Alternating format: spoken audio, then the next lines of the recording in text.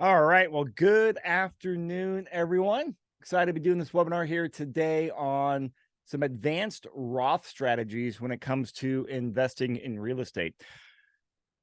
So I've titled this podcast, I should say, this webinar, rolling over $276,000, $885.42 from an IRA or in an IRA from stocks to real estate. So why that number? Well, about a week or two ago, when I was starting to work on this slide deck, that was the amount in the Vanguard account. So I am sharing this webinar for a couple reasons. One is I'm actually going through this conversion myself right now, and I'm evaluating the best moves I can make with this IRA account. So I wanted to share it. And also I want to get feedback, get questions from people as well, so I can learn from and also have questions poked into my thought process here. So I love questions. Feel free to put them in the chat and also in the Q&A chat box. All right. So part of what I'm going to share today is part two, which is an advanced strategy for potentially saving millions of dollars in taxes. Now, before I get on the details on here, I have to give you this disclaimer. I'm going to be sharing a lot of numbers. These numbers are from models that I have built. It's from data I have gathered. I am not your CPA. I'm not your lawyer. I'm not your financial advisor. So go do your own research and make sure you talk with your team as well. And also, this is not an offer of solicitation for any investment funds. We have separate webinars for those. This one's really meant to be educational to help stimulate ideas that you can do in your portfolio to maximize your return. So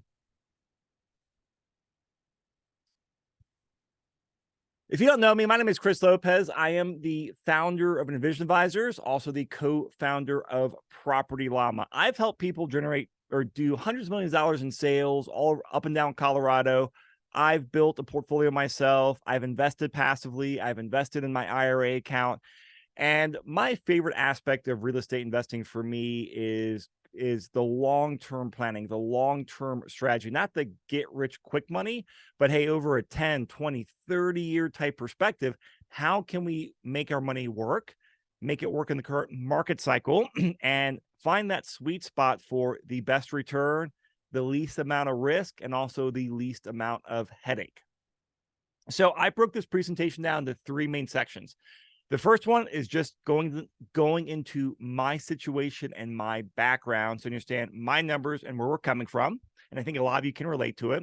Then we'll do a comparison of stocks versus real estate in my IRA. So I'm going to compare the two and go through the various options on there. And the third is I'm going to run you through the advanced strategy of converting the IRA to a Roth IRA that could potentially save millions of dollars in taxes. All right, so let's get in the background on here.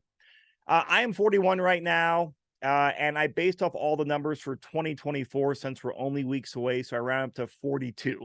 So unfortunately, I aged myself 1 year for this presentation, but I'm a busy professional. I've got a wife. I've got two little kids. I have one more on the way. So like a lot of you out there, I'm in my prime earning years. I'm also in my prime busy years, right? There's just a lot to do between work and family and just enjoying life. So I stay very, very busy. Now, we have $276,000 in an traditional IRA, and this is actually a rollover account from my wife's previous employer. So we did a 401k rollover once she left that job. Gosh, that was like 7 or 8 years ago, I think. So quite a few years ago. So we rolled it over and got it out of the investments that they had, which were, not great mutual funds, like a lot of 401ks out there. We rolled it over to an IRA at Vanguard.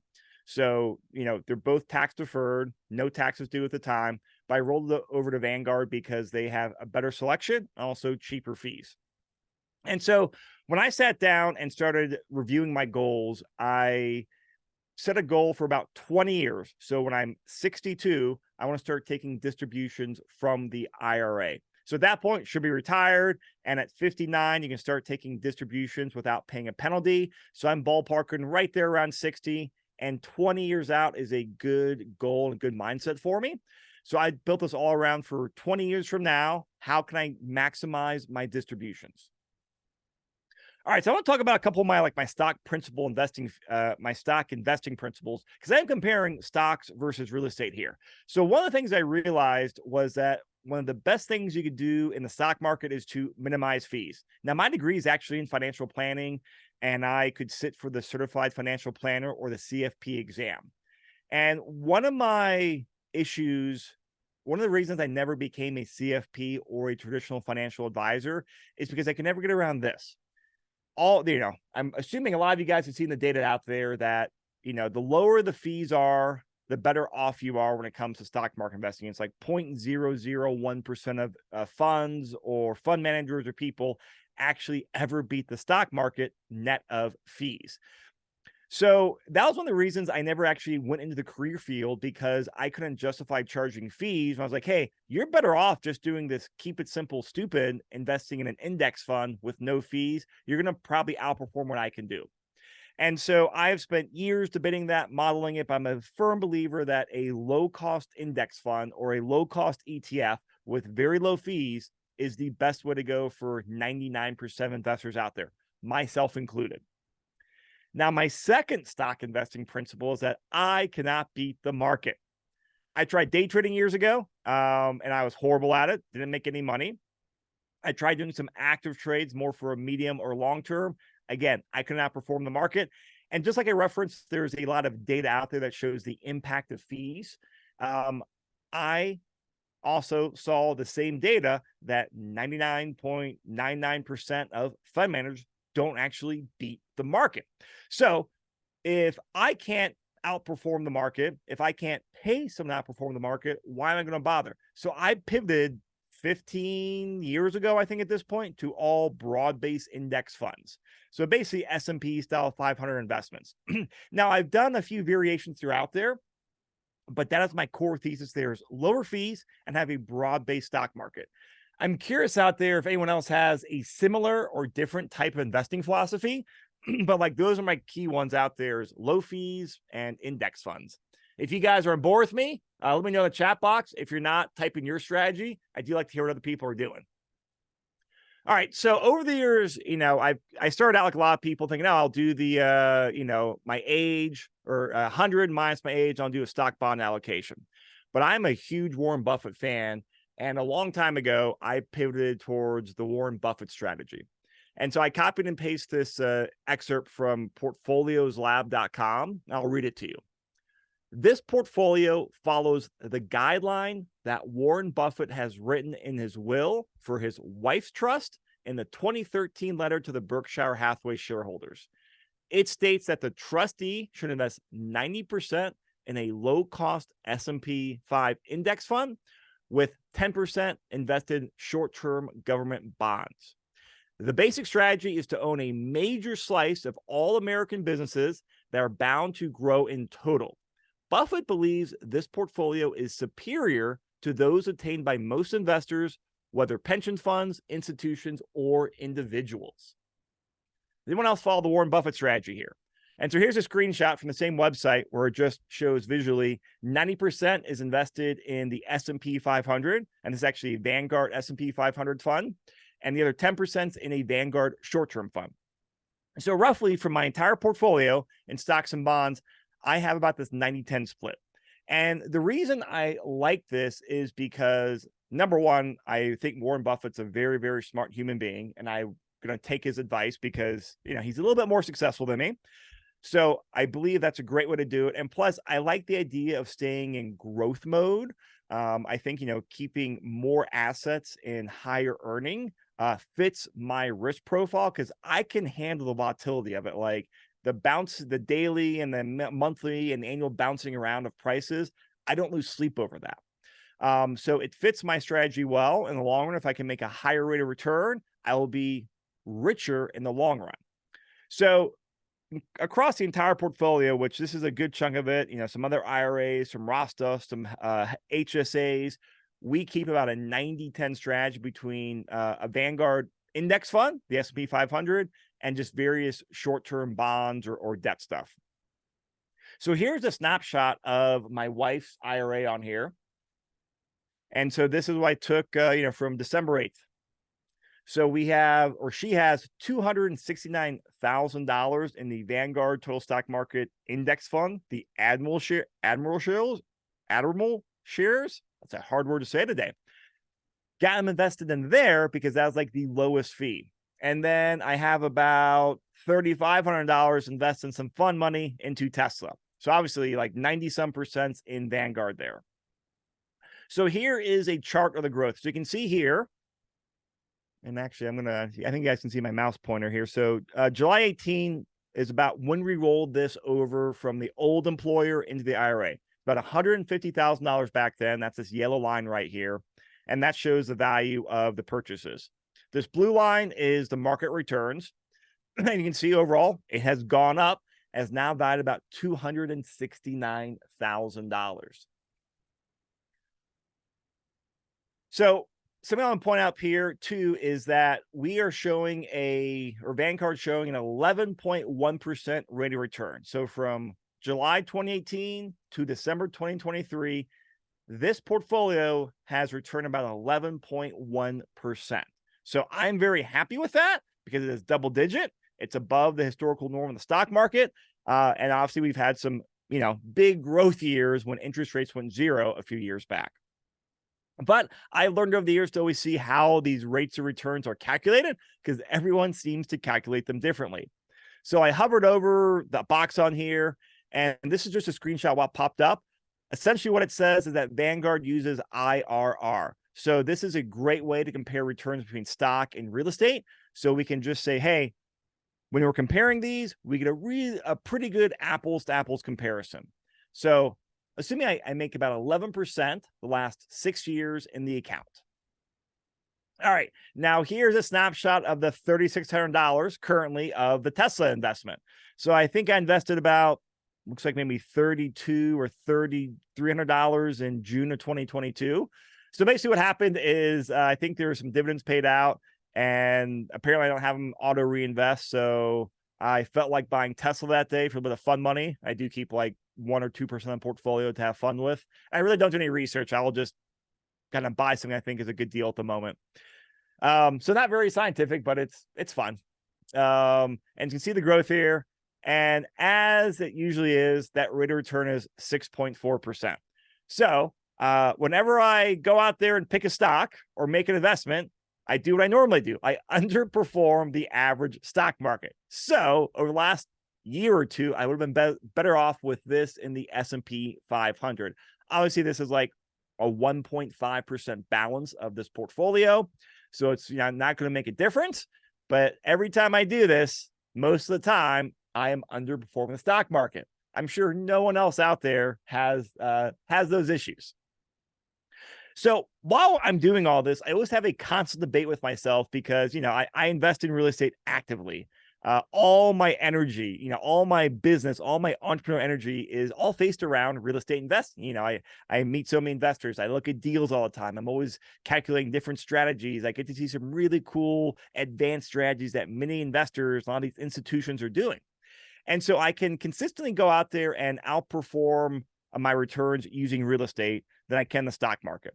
Because I think in real estate, at least for me, real estate, I think there is you can get a better return by being active in there. And I say active, like researching, studying, making certain investments and picking it, like being more active. Like me reading Bloomberg 2 hours a day does not help me make more in the stock market. Me spending a few hours a month reading the news, looking at investments in real estate, I can consistently outperform the stock market.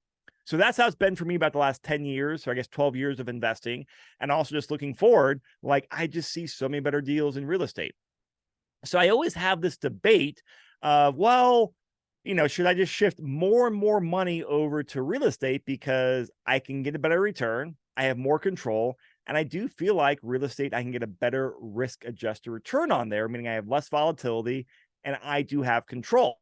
And unlike the stock market, when I pick real estate deals, I generally do pretty well.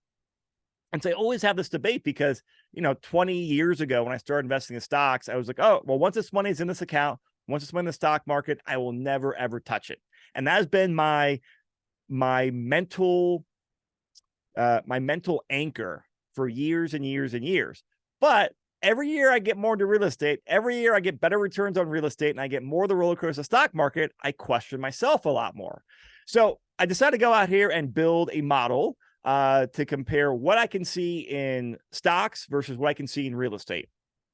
So here is a spreadsheet that I built showing the Buffett return model. So there's a lot going on here. So I'll spend a minute and walk you through because we're going to use this model throughout quite a bit of the webinar now. So this is my assumption of investing 90% in the S&P 500 and 10% in bonds for, until I'm 100 years old, for the next 60 years. Now, doing some online portfolio optimization or, builder, it should produce about 10% a year in returns. The 11% I showed you earlier, and that's just higher than normal, but between 9 and 10% is what I was forecasting based on some various modeling. So I just kept it at 10% for keep it simple, stupid.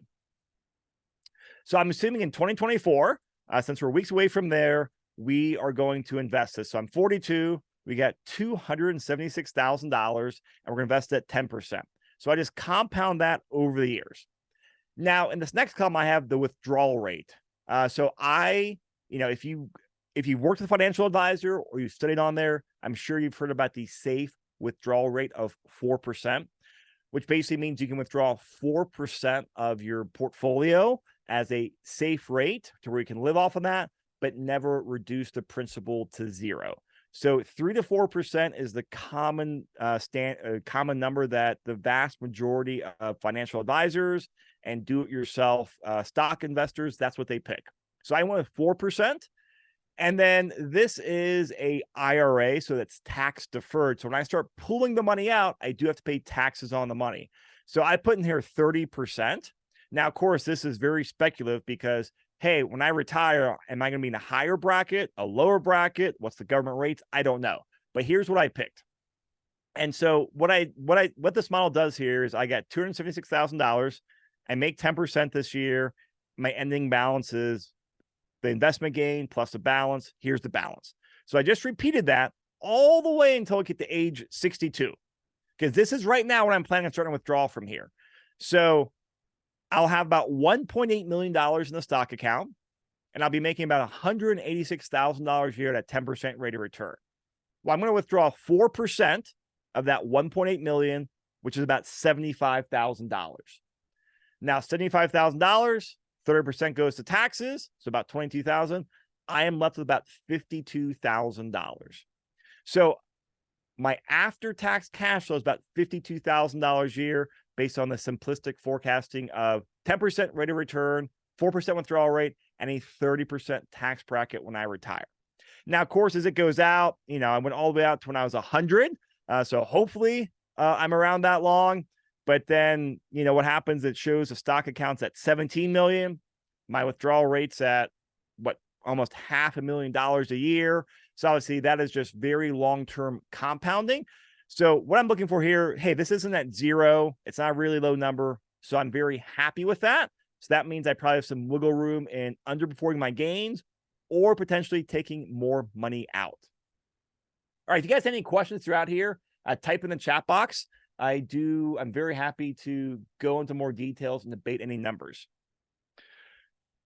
So as I alluded to earlier, my thought process is, okay, what if I take the same amount of money and I invest it in real estate, since I feel like I can outperform what I can do in the stock market with Buffett's 90-10 strategy. So what if I invested this IRA money into real estate? So let's go down this rabbit hole, and this is where it gets exciting. So from a high level, I do want to make a note here that if you want to invest in real estate with your IRA or an old 401k, it needs to be a self-directed IRA or a self-directed 401k. There's some other terms out there about that, but that's the most common term, is a self-directed IRA. What that does, it has all the same benefits of being tax deferred, same contribution limits, same rules. The biggest difference is that most traditional IRAs only allow you to invest in stocks and bonds. Self-directed IRAs allow you to invest in real estate, crypto, artwork, wine. Like, there are some rules around it, but it gives you a lot more flexibility in what you can invest in. Now, sometime next year in January, we are going to do a detailed webinar on the mechanics of understanding the differences on here. But on this webinar, I'm not going into those details because we'll talk about in the future, and also go spend some time on Google. And there's a lot of great articles out there. I want to spend focused on mechanics of how can I get the best return for me, my family, and eventually I got to pay for 3 kids' colleges and weddings down the road. All right. So I have to convert this IRA to a self-directed IRA. That'll take some time and very minimal fees. So less than, should be like less than $500. So all minimal on there. So over the years, I have looked at constantly doing this myself. I've helped a lot of investors evaluate the best options they have.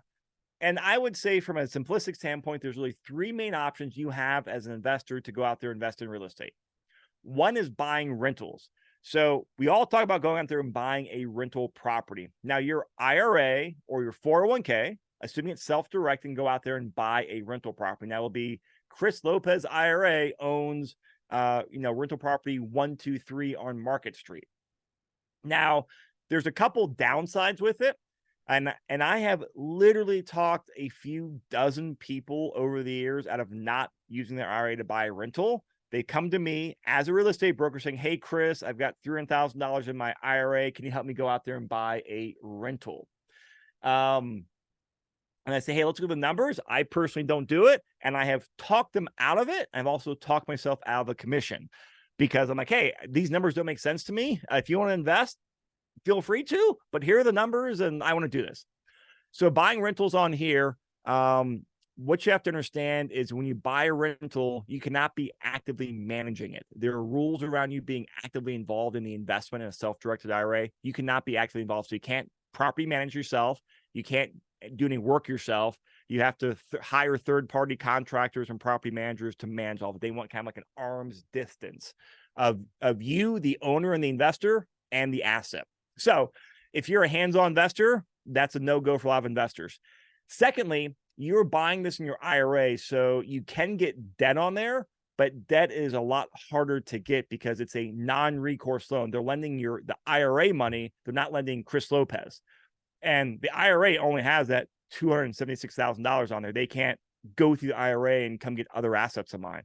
So what you end up getting is loans that need a higher down payment and have a higher interest rate. I have not looked at the loan options since interest rates spiked this year, but when interest rates were in the 3s and 4s in the good times years ago, and you could do 25% down at 4%, we were seeing IRAs at like 35 to 50% down at 5 to 6.5%. So a significantly higher down payment and also higher interest rate. Where back then the numbers weren't great, and now I think it'll just be even higher numbers now. So the numbers in all the years we're looking at are just not attractive for directly owning. Plus, the last thing on here is when you buy through here, if you have depreciation, you're not going to be able to use it. And so this is actually a great question here that Michael just asked. Michael says, how do you use depreciation or bonus depreciation with a self-directed IRA? So I'll keep answering this out through a few parts because it's an onion. There's a few layers to it. But in terms of buying a rental, you go out there, Michael, and you buy 123 Market Street, go buy the condo on there. Your IRA cannot use the depreciation because it's already tax deferred. So while the property generates depreciation, it doesn't really do much benefit for you as the investor. Now, again, understand I'm giving you like 90% of the picture and keeping it simple. There are a lot of nuances on here. Make sure you talk to someone and really do due diligence on here. All right, another option you can do, since buying a rental is really just not attractive, I've seen a lot of investors go out there and do lending. They become a private lender or a hard money lender themselves, where the IRA, Chris Lopez IRA, says, hey, Michael, you need, hey, you're doing a fix and flip. You need a $200,000 loan. Hey, I will give you that $200,000 loan at a 10% interest rate. So I become the bank for Michael while I was out there doing his hypothetical project. So it's great because, I've seen a lot of people do it with self-directed IRAs because you can make a very strong cash-on-cash return. 8 to 12% is typically what I've seen. Sometimes a little higher, sometimes a little bit lower, but 8 to 12% is a very common one. And then, you get to underwrite, hey, do I feel comfortable, lending on this property? Do I feel comfortable lending to Michael, who the investor is? And you can lend the money out there. The problem for me, why I have never done it is, well, partly because I've never done it before, so I'm always less shy of doing it.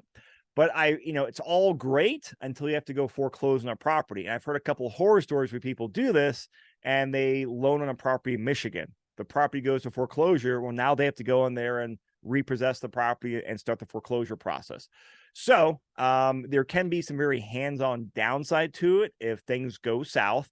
But like, I think lending is a much better option than buying a directly owned rental property in a self-directed IRA. Now, what's become even more popular the last couple of years is that now there's more of these like funds or debt funds where you can invest into, and you're pooling your money with other investors with like a hard money lender.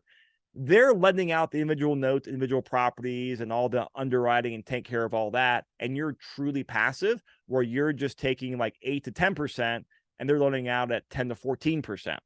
So you have the ability to, like, you're diversified across, 50 or 100 loans over their portfolios. Plus, you're not actually having to go out there and underwrite individual loans. So I have seen that become a lot more popular the last couple of years, and I've invested part of my portfolio into funds like that as well. All right. And this kind of leads us into passive real estate investing, which I would put those debt funds or hard money funds in the passive, because you're not out there being active in the note lending, and you're also not out there being active in buying a rental property. So passive is where you're just the investor, and then there's an operator or sponsor who's doing the work. And the operator may be a hard money lender out there, giving the loans to people, or maybe the operator out there operating a property. So really great returns this way, because you don't have to worry about the debt, the debt situation in your IRA, because the sponsor's getting the debt. You don't have to worry about operating the property. And I think in terms of like rules and how you can maximize returns in the marketplace, I think this is a sweet spot for IRA investing. So I built a model here to say, hey, if I took the same amount of money, $276,000, and I invested this into a real estate growth fund. So, like a multifamily real estate fund, or a development fund, just somewhere where it's going to be not a loan, but it's going to be a growth type of income fund. So it's all the exact same variables in here. I got $276,000, same timeline, same withdrawal rate, same taxes. I changed one variable. I changed the rate of return from 10% to 17%, because passively, I see a lot of funds. I think there's a high ability that you can target about a 17% annual return in the current landscape, at least for the next, handful of years, if not decade or more. So what happens, I did the same thing, go out to let it compound. When I hit 62, now I can start withdrawing. Now at 62, my portfolio is about 6.4 million, and I can withdraw about $250,000 a year, about $250,000. Now I owe about $76,000 in taxes, about $180,000 in after-tax money coming to my bank account. So let's compare these two. In the two very left columns over here, I got the year and the age. In this middle column, I've got the Buffett 90-10 split. So this is what I first showed you in the model. And then in the far right, I've got the passive real estate investing. So the Buffett 90-10 is at that 10% return. The passive real estate investing is at a 17% return. So all we've done here is we've changed it from an IRA to a self-directed IRA, and I've changed the underlying investment from stocks at 10% to real estate or passive real estate at 17%.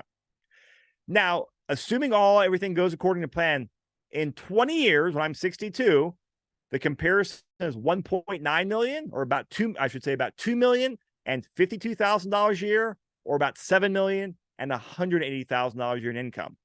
That difference in income is 243%. So we're talking a big number here. So a 243% difference is the potential I'm looking at. So here's my question to you, because this is what I'm asking myself right now. In the future, in 20 years, when I'm 62, which is really hard for me to think about right now, but I'm 62, I'll have $52,000 or $179,000. Well, I assumed a 3% annual inflation rate for the next 20 years. And if that was in today's numbers, because I need to kind of think about that in today's numbers, that'd be the equivalent of about $29,000 versus $100,000. So $30,000 versus $100,000.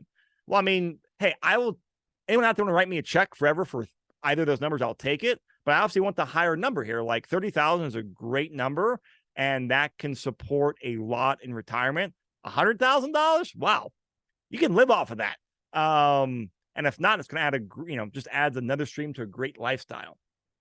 So, I mean, like, that is a big difference for retirement. So out there, if you guys hear these numbers, I'm curious what anyone do or their thoughts on here, because there's risk. I also have this like deep rooted programming from, I think, just my 20s and being a financial planner, that I can never move out of stocks. But every year I'm like, wow, I wish I was in real estate. I wish I had more in real estate. I wish I had more in real estate. So I'm curious out there, if anyone sees the difference of $30,000 versus $100,000 in today's numbers and 20 years from now for buying power, what would you lean towards? Does this make the case for anyone saying, hey, I'm going to go from a stock to a real estate investment? All right, well, some questions and answers coming off of there. I do want to take a break and talk about what Property Llama Capital does. And so Property Llama Capital is passive investing. We help active landlords get into passive investing. So a lot of this is just like myself, my clients over the years. We want to go out there and find the best deals. We want to go out there and get our capital working the best. And right now, passive investing is consistently giving better returns than active investing by buying rentals. So we're taking a lot of the knowledge and economics we have and also helping real estate investors optimize their portfolio. All right. So I see some comments coming in here. Yep. I see a few people saying, yes, take the more money. Yes, I'm converting to real estate. One person actually says they just cashed out their 401k 2 years ago, invest in real estate. Very happy, bought a fourplex. Yeah. All right. So hopefully that's some good food for thought. Now I want to go into the advanced strategy. This is the second part of the presentation. And this, I'm pretty sure I will lose some people on. So I'm going to give you a very simplified version about a really powerful advanced strategy. And this is what I'm considering, where you can do a Roth conversion to potentially save millions of dollars in taxes. All right, let me walk you through this. And this kind of brings up the age-old question of, hey, do I pay taxes now or do I pay them later? Because, from a high level, the traditional IRA, if you make a contribution to your IRA or 401k, you get some tax savings now because you're deferring your taxes. Now, you get tax savings today, your account grows tax deferred, and when you start pulling money out, you're going to pay taxes at that income tax bracket. The Roth is where you pay money today, and so you pay your taxes today, but then your money grows, and then you can withdraw the money later tax-free. So there's three really big variables in here that you have to keep in mind. One is, what is going to be my retirement tax bracket? Now, this is so hard to go out there. This is so hard to go out there and know for certain. Now right now I'm in a higher tax bracket. I get a lot of real estate depreciation, so my tax bracket has been pretty low the last couple of years, which is really nice. It's been huge tax savings today. Now, a lot of times, when people retire, their income goes, or their tax bracket is lower because they no longer have a job, so income along with their expenses are lower. Now, I'm optimistic between my investing capabilities and the businesses I'm building. I think there's a good chance I'll be in a higher tax bracket because I'll just have hopefully lots of income coming in. And that is a really, that's the ideal scenario. Now, another question is, what the heck is going to be the U.S. government's income tax rates? Now, this is very debatable, and I'll give you my 2 cents on here. No one has an idea what's going to happen in 20 years to the tax brackets. My best guess for just me as an investor, I think income tax rates will go up. Just based on the way we're spending, based on the deficit issues, we have a hard time of not spending as much. And so we have to bring in more revenue. Now, without getting, not opening can of worms of politics, everything I'm seeing, I think the government will have higher tax rates then. But of course, that kind of comes down to what your best guess is. And then the third option is, what's your rate of return? Hey, if you're investing at 5%, 10%, 20%, that makes a big difference, because the bigger your rate of return is, the bigger the difference you get by paying taxes today. Because $100,000 that can grow at 20% will be a lot more than $100,000 growing at 10%. So you'll pay less taxes on that in the future. So those are the three big things to keep in mind. So with the Roth conversion on here, the trick is anyone go out there and go convert your IRA or 401k to Roth, generally speaking. Now that happens, if I have that in stocks, I'm gonna pay taxes on $276,000. But if you invest passively in real estate, and I should say certain real estate funds that are like illiquid, so like the development funds or multifamily value add funds, you pay taxes on fair market value. Now, the fair market value can be calculated, there's different ways to calculate it. I shouldn't say different ways to calculate it. Based on the asset, they'll have different ways of calculating it and going through a few tests. So if I were to go out there and pay taxes at the fair market value of my stocks right now, and let's just say it's 30%, $276,000 times 30% is about $83,000 in taxes. Now, taxes will be higher if I did in 1 year, but this is just a simplified example to kind of show you comparing assets.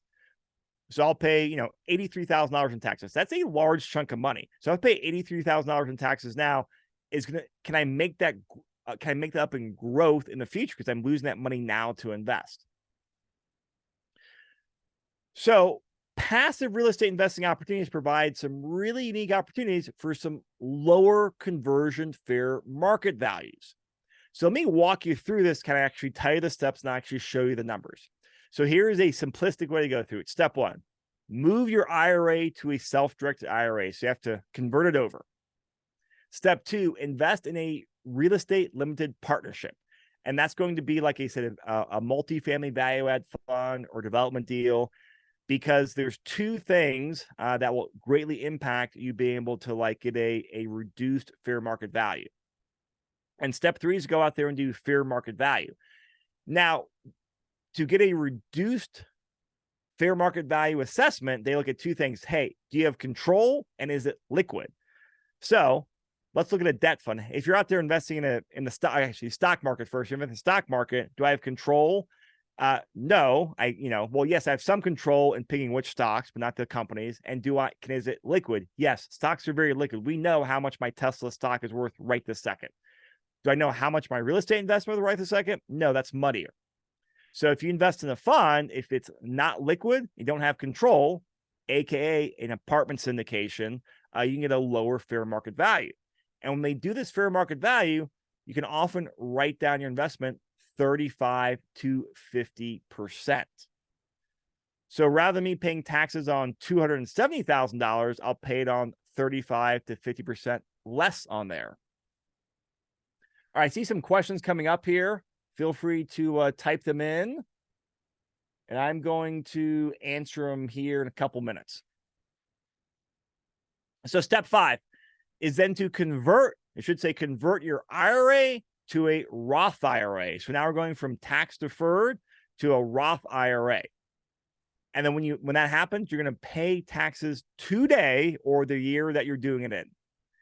And then long term, your investments and then your future distributions grow tax free. All right, so it's easier to show you than go through all the steps on here.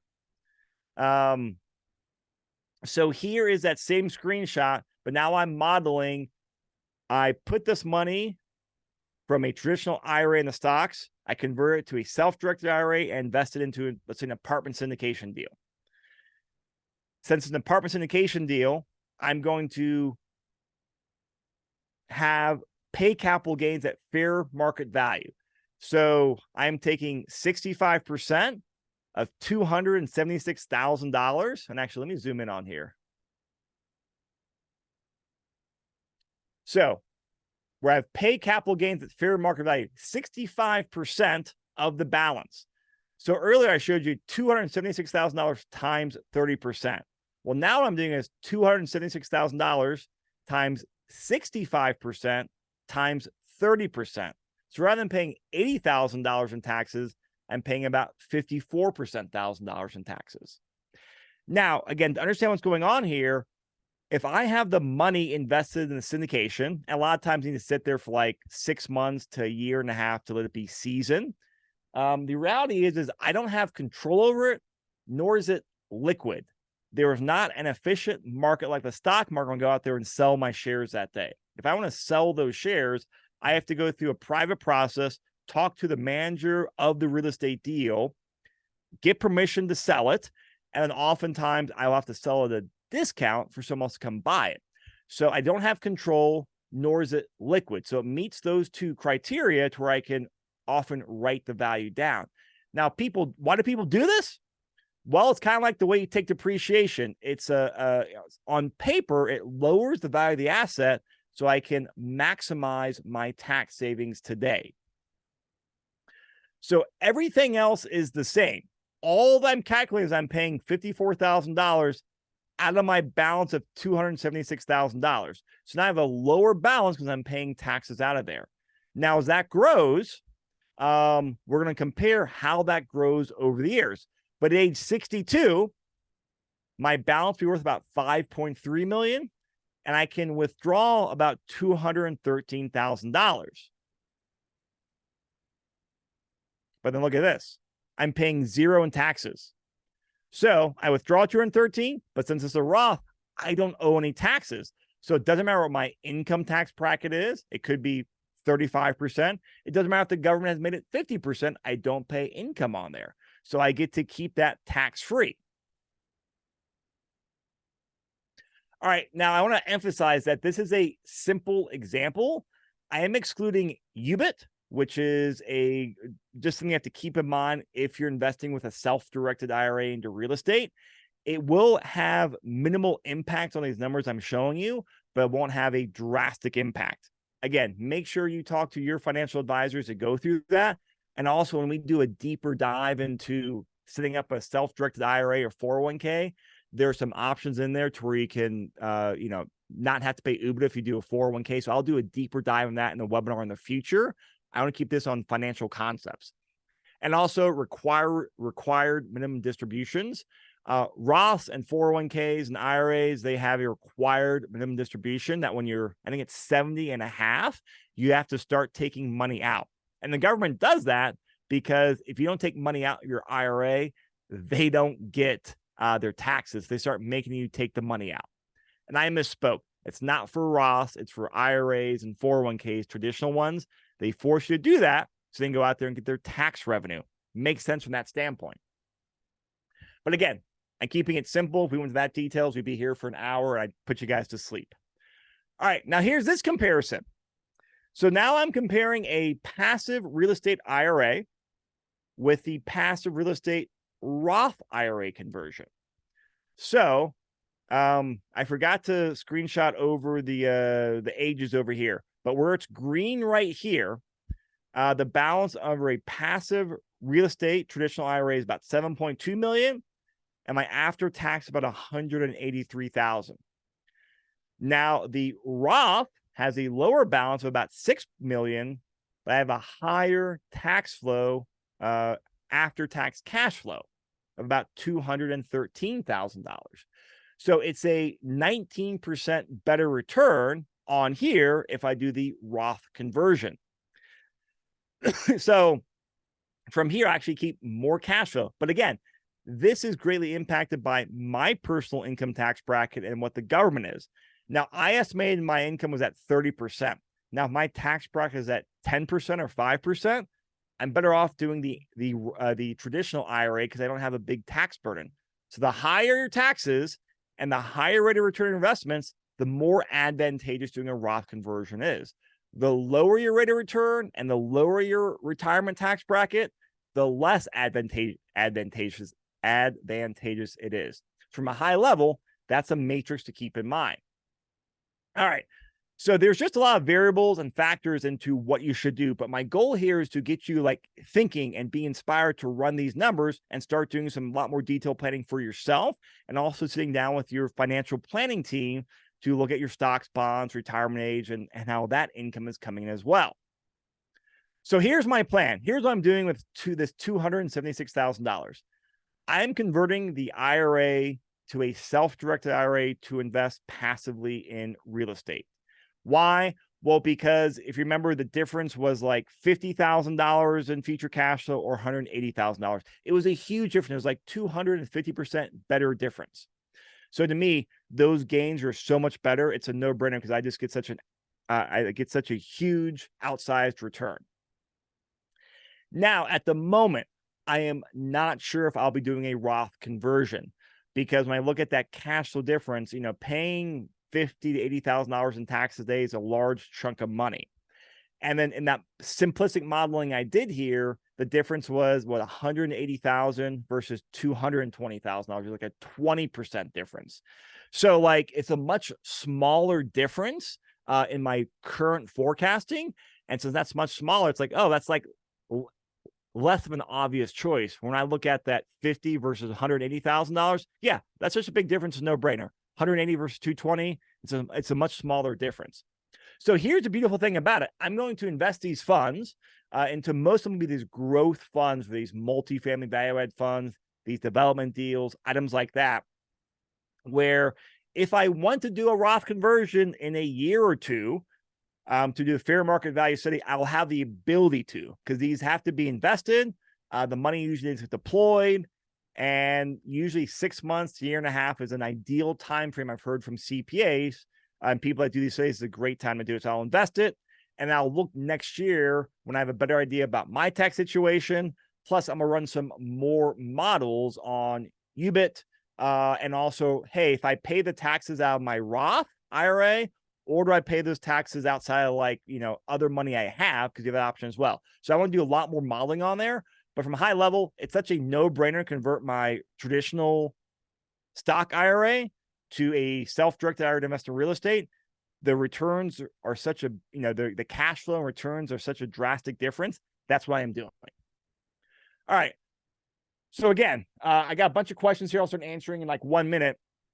I did put a QR code up here because a big thing that we use the Property Llama tool for is helping people model out their portfolio, help model out ideas, help them plan their scenarios. And that's a big part we want to be able to do with our active landlords. We have a lot of people out there selling rentals, investing in these properties. We have, I've met quite a few people who have bought rentals through IRAs, and now they're selling those rentals and they're investing passively, some with us, some with other sponsors, some are doing some hard money lending. And one of the things we like to do here is we like to offer a one-on-one action plan to sit down and actually review your portfolio and review your goals. Now, again, we are not your financial advisor. We're not your CPA. We're not your lawyer. We are fellow investors that love talking shop. And also, if you do end up investing in one of our funds, we will make commission off there essentially. So we do have some financial incentive in all transparency to get people investing in these funds with us. But again, these are funds that we're investing ourselves in as well. Like I'm selling my rentals and buying these funds. I'm converting my IRA and investing in these funds as well. All right. So I'm going to leave the QR code up here for a minute. We'll answer a few questions. And Jules, I see some hands raised. If I'm not quite sure to answer that, but if you can help me out, that'd be awesome. But Michael came in here and said, I liquidated $50,000 in my 401k balance, paid $5,000 in penalties because when you take the money out before 59.5, it's a 10% penalty you pay plus income taxes. Bought a $500,000 property, did bonus depreciation, and had $100,000 of the depreciation losses applied to his W-2 income using his wife's real estate professional status, and saved $25,000 in taxes and now has a cash flowing asset. All right. So first off, awesome job, Michael. You won that round of Monopoly, or you won a few rounds of that Monopoly. That is like the way to think about this. Like you have your head wrapped around here, and I've seen a lot of investors do this. So I did not model this strategy, but rather than Michael converting it, he just withdrew the money and paid the penalty, the 10% penalty, and also paid taxes on there as well. And then went there and reinvested the money into a $500,000 rental property. Now, break this down. He did a cost segregation study on this new asset which, as we all know, rental properties give us depreciation, and they normally give us like 2 or 3% depreciation a year of the face value of the property. A cost segregation study and some current favorable tax laws allows us to front load that depreciation, oftentimes like 10 or 15%. So we get a big tax savings this year. And then if you're a real estate professional, which is, just means you're active and a good part of your career and your professional time is spent in real estate, you can then take that full depreciation and use it to offset your taxes. If you can't, there are some rules. You can usually offset about $25,000, but it's a really, really advanced way to go out there and invest in these deals and offset your taxes. Now, we also have a lot of people doing a very similar strategy where they're selling their rentals, not doing a 1031, and then buying another rental or buying a fund with lots of depreciation, using that to offset a lot of their taxes.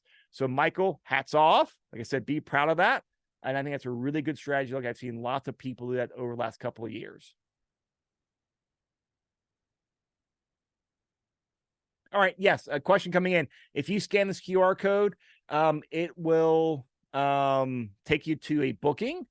And I see a hand raised from Chris. So I'm going to try something new here and allow you to talk. So let's see if you can talk on here, Chris Lyon. So whether you want it or not, Chris, you're on the air. Or you might be. Be careful about raising hands, huh? Let's see. If you're talking, you are muted, Chris Lyon. Okay. All right. If you're able to come on here, Chris, I got some other questions coming on here. Angeline says, can you share the spreadsheet so I can input my numbers? And I'm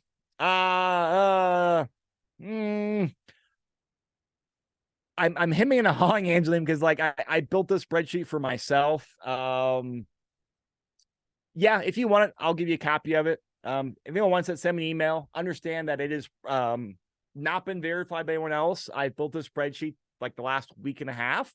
And so just for my modeling, I will be doing other things on there. So buyer beware. And also like you break it, don't come back to me. Because that's been all my issues in the past. People take a spreadsheet, they break, and they have to come back and play tech support. But please take it and then put numbers in there and play around with it. Her second part of the question says, do you feel confident that there will be passive real estate funds that are able to provide around a 17% return? Yes, I do. From a high level, because, and I can send you a detailed webinar on here that actually goes through it. But from a high level, we're seeing massive price drops in a lot of these like apartment deals and commercial properties because they're really getting pinched by interest rates, and it really hurts. So we're seeing we're not seeing like distressed properties on the residential side, fourplexes, duplexes, single family homes. Like those prices are steady. They've been choppy this year, but they look like they're going to stay stable and actually probably have modest appreciation next couple of years, at least here in Colorado and similar markets. But in the commercial assets, we're seeing a lot of distressed, which means there's opportunities. It's kind of like what we went through in 2000 on the resi side. They're going through that same pain, and I think it'll be the same opportunity out there. And I've invested in deals last couple of years where they have returned around those returns. And so I feel confident in the market. I also feel confident in the deals that we can find. So I can send you more details on a fund that would meet this criteria for you to learn about and underwrite.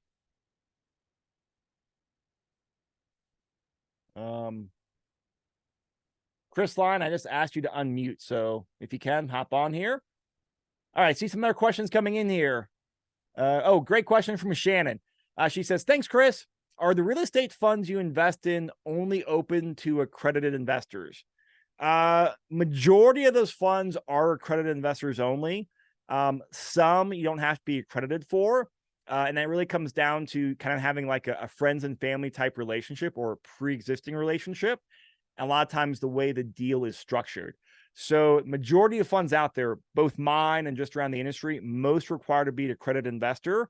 But there are some where they can take a small amount of unaccredited investors if you have a pre-existing relationship. Now, cool thing is that we should be seeing sometime next year to go out there and where rather than being like an income-based test or a net worth test to be a accredited investor, you can actually take a merits-based test, like an online quiz, is my presumption. You can go out there and actually say, hey, if you pass this test, you have you have the ability to go out there and invest in these deals. And I hope that happens. That's such a better way than saying, oh, you have this income, because there's a lot of high income earning people that don't have the investor mindset. And I know a lot of people in real estate have a great investor mindset, but they don't have the balance sheet to be a accredited investor so far. Follow-up question from Angeline. She wants to see how it compounds over time. Yes, I totally get it. And I'll play around with it in a minute as well. Another question: can you sell a property and do a 1031 exchange into a passive real estate fund? Oh, that's a whole other webinar on. And I'll give you the short answer. I've done a lot of detailed stuff on here, but this has been like one of the $1 million questions for me as an investor. And also I think from a market standpoint, like we're talking a billion or $1 trillion type question, because people want to go out there and minimize tax gains. So majority of funds do not allow to go out there and do a 1031 exchange. If you have $1 million or more, the economics can make sense where you can do it. And that's just because there's extra legal cost and legal contracts. So a minimum threshold has to kind of make it worth the while on there. But kind of like what we talked earlier with what Michael did with selling his cashing out his 401k and getting a bunch of depreciation. There's a lot of ways you can have the benefits of 1031 without doing it and get into a great asset, but greatly reduce your capital gains. And I meet with sponsors. I look at all these different structures. I have been on a mission last year and a half. I said, I want to do this for myself and help a lot of clients do it. How do I minimize it? Sometimes it makes sense to pay taxes, invest in the fund. Sometimes it makes sense to go out there and do a 1031. There are some really cool opportunities that we will have available next year that will have some 1031 ability in some very specific, REIT type formats or strategies, so we might be able to do it. So stay tuned. But right now I will send some information. My recommendation is plug your properties into the software, use that QR code, Angeline, and set up a time and let's have a one-on-one talk about it with either me or one of my team members, because it is so nuanced. All right, question from Michael. Michael says, I want to invest in passive real estate syndications, but I can't use losses from syndications to offset my high tax bracket W-2 income. But my wife is a real estate professional status. Any suggestions? I've heard of grouping my real estate with a syndication and materially participating 500 hours. Is that possible? All right. So be broken record. I am not your CPA or one CPA, but here's what I have learned over the years as an investor, talking to a lot of people and being a part of a lot of deals. So the first part of your question, Michael, of saying you can't use losses, but if your wife is a real estate professional, if she meets it, like the real estate professional status, and she meets the criteria, I believe that since she meets it, the income, any real estate losses can be across your income as well. So I'm the exact opposite. I'm a real estate professional status. My wife is a veterinarian, so she's a W-2, income earner. So last couple of years, I've done some heavy depreciation or through cost eggs, where it's wiped out my investment income, my income as a real estate entrepreneur, and also wiped out her W-2 income as well. Now, the assets I have sold have either been in my name or my name and her name. I'm assuming your assets are probably in both your names, and I don't know if it has to be in her name since she's a status. But I think we're in reverse and it's been able to work for me. So I would go double check that, and I would go talk to your CPA. If you need a more investor, a real estate friendly one, let me know, shoot me an email. I can make an introduction later this week. But I believe you should really dig into that more, because I think you might be able to have that offset that way. The second part of the question is, how can he go out there and achieve that real estate professional status? And he talked about grouping his real estate and participating 500 hours. Is it possible? It's possible if you do 500 hours of material participation. I don't know if there's like any like workarounds to go out there and do it for, syndications. That I've never looked at it. But I think the big thing is, hey, if you put in that 500 or 750 hours, do you meet it? I'm very fortunate with, hey, since my business is in real estate investing, as a broker, as a capital raiser, as an educator, like pretty much everything I do counts towards that, plus my own investing activities. So I would first look to see if your wife's qualification allows you to benefit from it before you go out there and like put in your own 500 hours, Michael. But again, I'm not a CPA. All right, let's see here.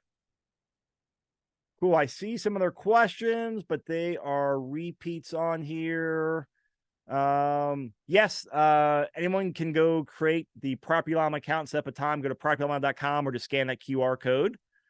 And then what I'll be doing as well, like I said, we have January, May, it might be in February at this point, but we are talking with a couple IRA custodians. They are the people that specialize in these self-directed IRAs, help structure them and set them up, of doing some detailed webinars to actually go through all the mechanics, because I've been through it, but I'm not qualified to teach about it. Plus, it's boring, so I want the expert to come teach on there. So we'll be doing more webinars on this in the future, and we'll have hopefully some great resources available as well to help you navigate this. But in the meantime, if you need any help with IRA stuff, I'm happy to share my experience with you. I set up my first one about 3 years ago. I'm investing passively. I've absolutely loved it.